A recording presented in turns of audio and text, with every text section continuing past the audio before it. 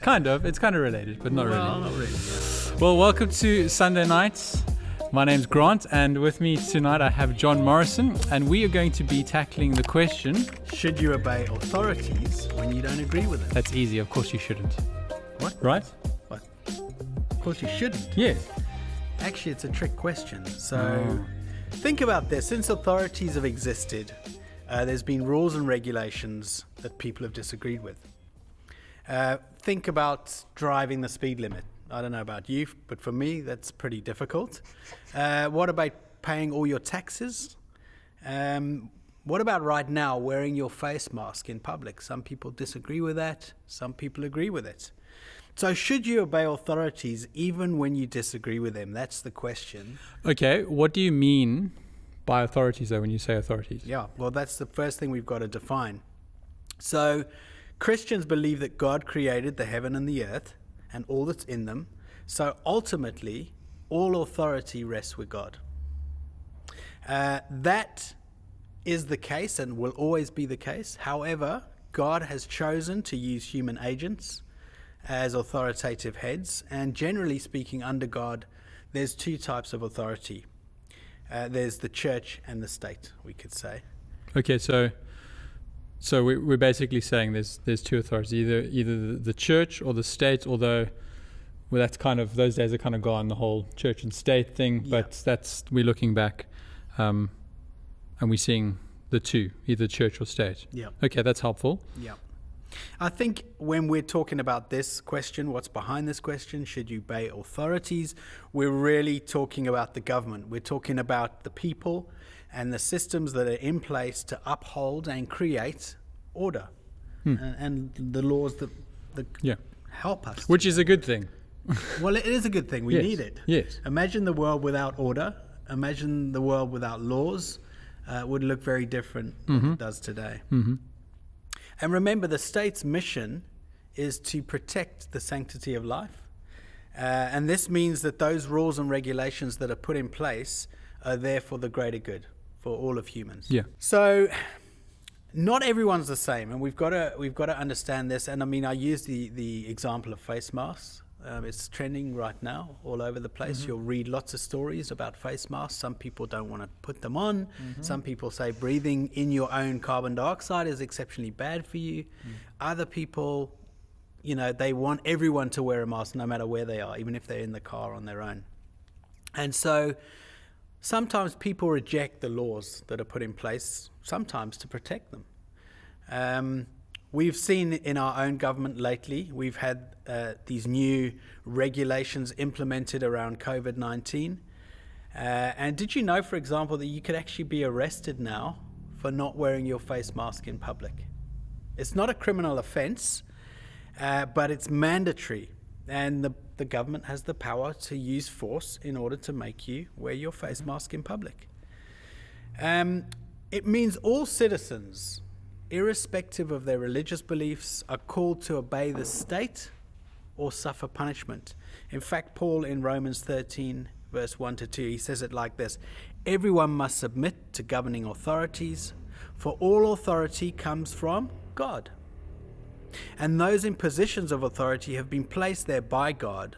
So anyone who rebels against authority, and this is important, is rebelling against what God has instituted, and they will be punished. So by disobeying the state, you're actually disobeying God. I think that's quite sobering for us. It is, yeah. Can you give us any examples of God using human agents, like authorities? Yep. So throughout the Bible, we've seen that God uses people to carry out his plan in his world, from the raising up of prophets like Moses, Samuel, Elijah. Their job was to lead Israel in a godly way. We also see the concept of kingship coming up in the Bible. We see that King David, he led armies to conquer Canaan, which became the promised land. So that was his job, is to protect his people and lead his people into battle, with God doing the battle, but David leading his people. So God delegates earthly authority to humans, but always under his leadership. Okay. And interestingly, also in the Old Testament, you see God using other nations to bring judgment on his own people as well. Well, that's right. We're going to like tackle discipline that. Okay, I won't jump the gun. Huh? No, you're right. You only have to think of Nebuchadnezzar of Babylon that came and conquered Jerusalem, destroyed the city, took people off into captivity. Yep. And then we read about King Cyrus, who was from Assyria, who came down and attacked Babylon, and then he set the Israelites free and sent them back home to the promised land. So yeah, even the enemies of Israel's people were used by God to bring judgment and to release them from that judgment. So, okay, that makes sense. God is the final authority, although he's using, earthly governments and that kind of thing placed there by him. Yeah. So as citizens of this country, we should abide by the laws which have been instituted. Absolutely. But it's not that easy. It's not that cut and dry. It's not black and white. No, because, well, I'm sure people are listening to this at home and thinking, well, we can't just mindlessly obey the government, can we? Well, that's a good point. History's full of people disobeying God directly. Think of Adam and Eve in the garden. God told them, don't eat of the tree of the knowledge of good and evil. What do? They eat from the tree of the knowledge of good and evil. Another example of human disobedience can be seen in Daniel, actually in the Old Testament, which is a really good example. Daniel was an Israelite. He was captured by the Babylonians, taken off into captivity. And a long story short, King Darius comes up with this edict that says, you cannot pray or worship any other god or man except me, the king. Okay, and he's passed that throughout his empire. And some of Daniel's enemies actually betray him because they see him worshipping Yahweh 3 times a day in his room, in the privacy of his room. And they tell on him. So he's brought before the king and obviously punished. So here's the question. Should Daniel have obeyed King Darius and not worshipped Yeah, because Yahweh? King Darius has been put in place by God. God is the ultimate authority. So with that logic, then yes, he should have. And so when he was found in the lion's den, good, because Kind of serves him right. Serves him right. He should have done what he was told. Okay. Right? Okay, I don't agree with you, and I'll tell you why. Why not? Because the first commandment clearly states, I am the Lord your God who brought you out of Egypt, out of the land of slavery. You shall have no other gods but me. Yeah, makes sense. Yeah. In other words, you don't worship to anybody else. You don't pray to anybody else. So the Lord had clearly instructed Israel to have no other gods but him. Yet King Darius, in effect, said, you only worship me. So he was trying to take God's place. Daniel was right to do what he did. And he did it in a gentle way. He didn't do it publicly. He did it in the privacy of his room. Yes, he got caught. Was he disobeying earthly authority? Yes. But he was obeying godly authority. And that's the difference. So today we're called to obey earthly authority because it's been instituted by God. So this story then makes me think, what about corrupt governments? And we see them, not just in Africa, we see them all over the place in Europe. It feels like whenever someone has too much power, it corrupts them in some kind of way. How do we deal with that? I mean, that is part of our sinful, fallen nature. Governments are just people, and so we're broken.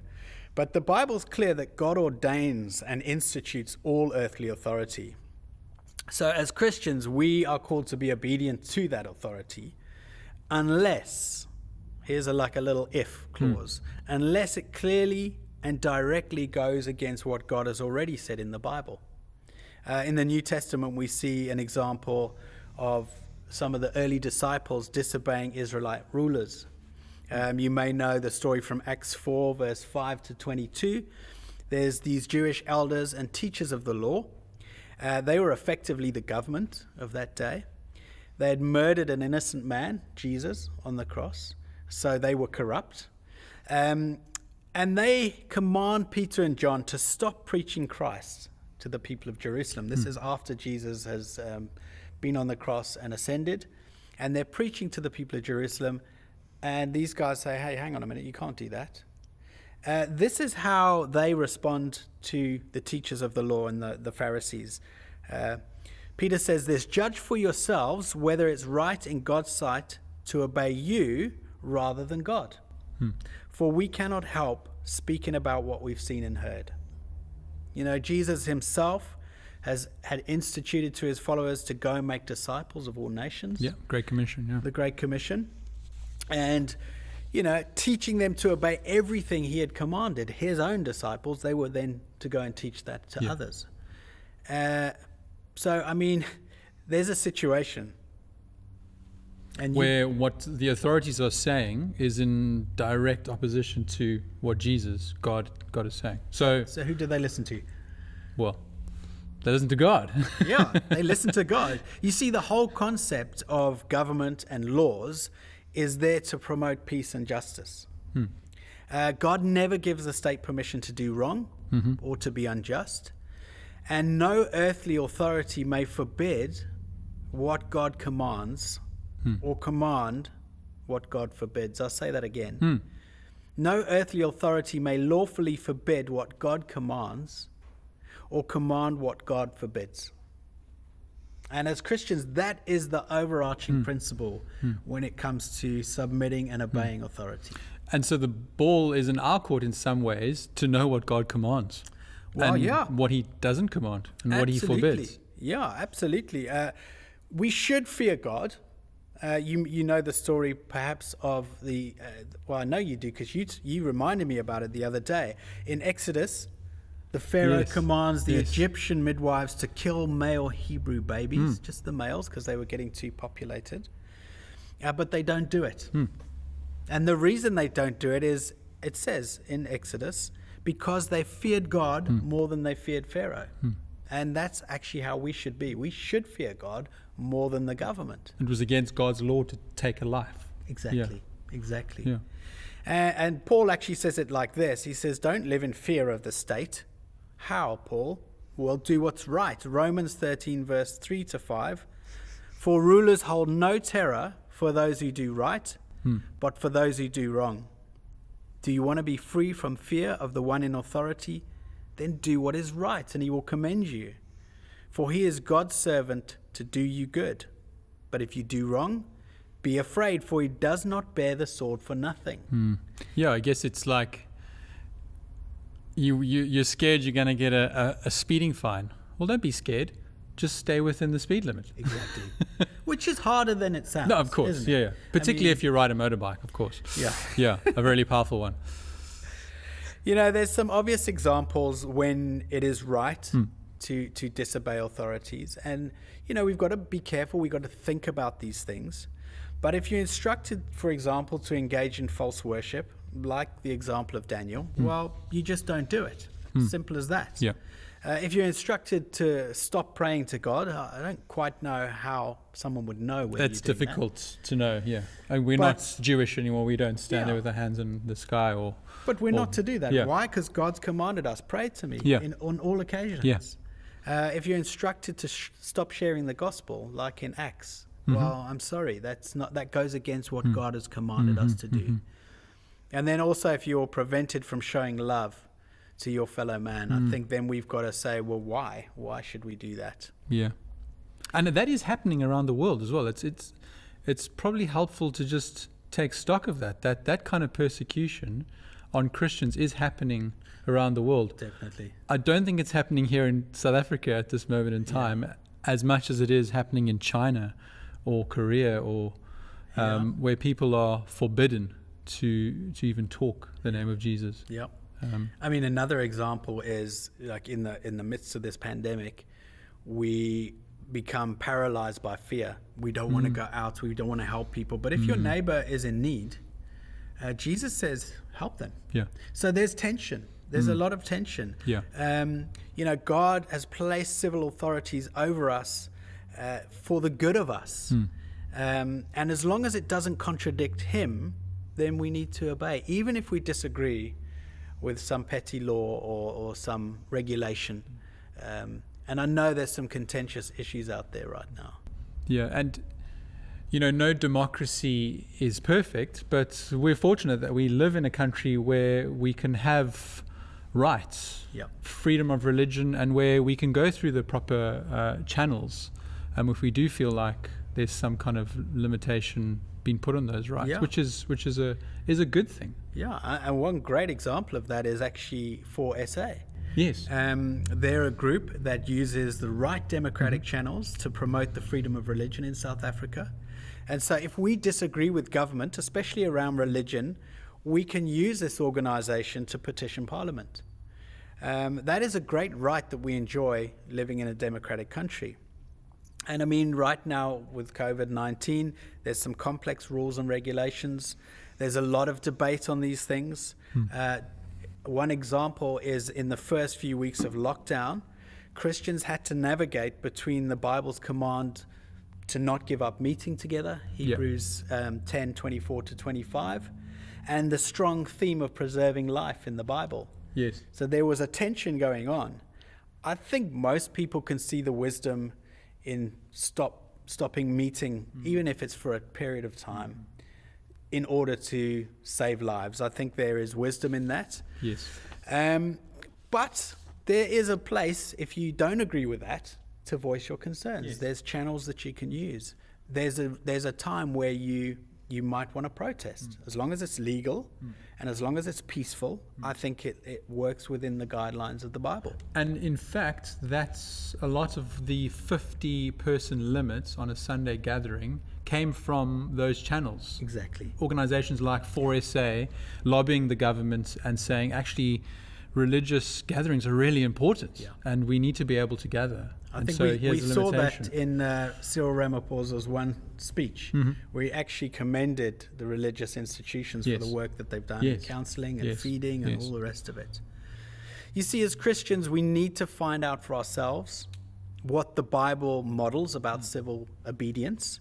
And unless we have a solid biblical reason for doing something contrary to what the government has ordered, we need to carry out what's been directed.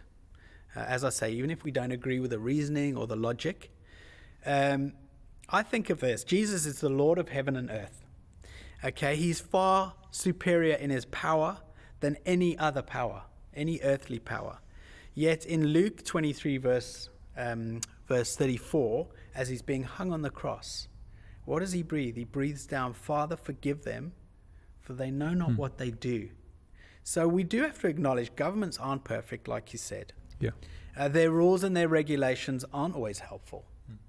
Sometimes we even strongly disagree with certain laws. Yet I think as Christians, we need to pray for our governments. We should always seek to do what is right.